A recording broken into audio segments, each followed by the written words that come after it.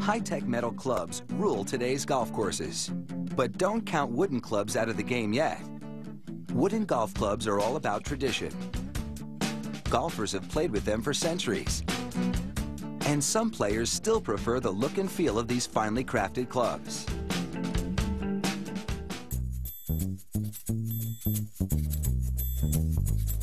Go with the grain, and your golf game could be on the upswing. Each club head starts with a log of persimmon wood, which is a type of ebony.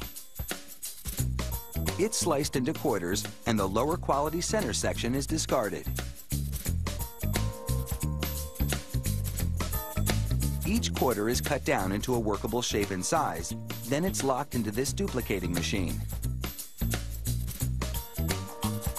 A more sculpted piece of wood called a master model is placed overhead.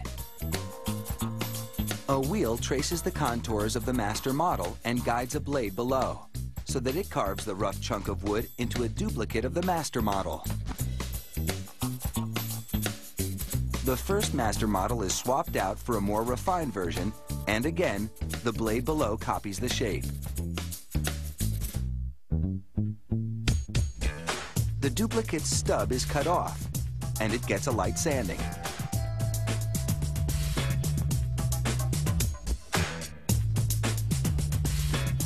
Next, using a spinning cutter, a generous slot is carved into the face of the club head.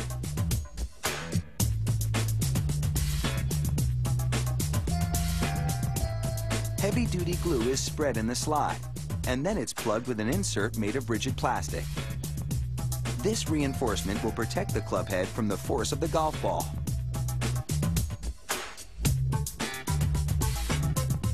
The overlap is trimmed off, and the head is sanded until the plastic insert blends seamlessly with the wood.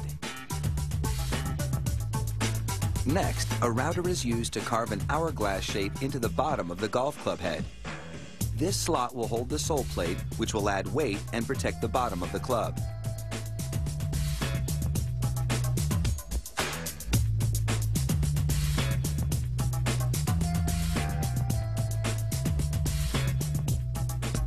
The club head can't be more than 3 grams off the target weight. After factoring in the weight of the sole plate that's still to be installed, this club head gets a lead pellet to make it a little heavier. An extra hole is drilled in case more lead needs to be added later. Then the lead pellet is press fit to the club head. Adhesive is slathered into the slot. Then the stainless steel sole plate is installed.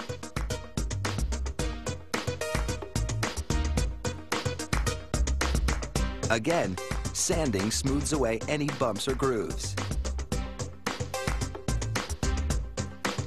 A drill bores a hole in the neck of the golf club head, and a glue-coated metal sleeve slides into that hole.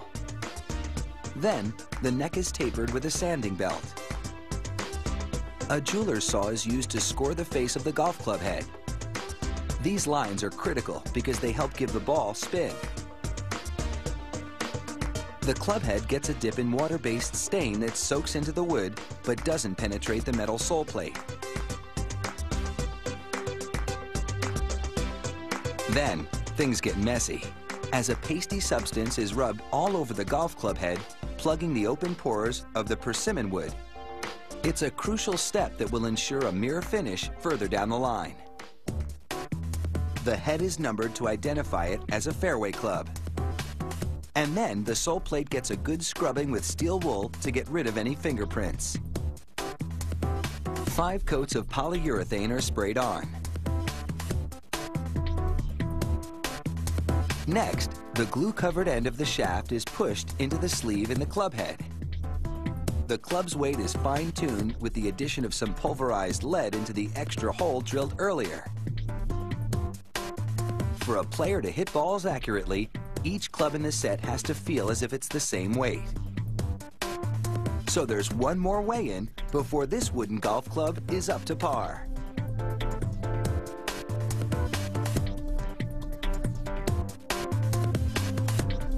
Finally, it's time to hit the links with a club that lives up to tradition.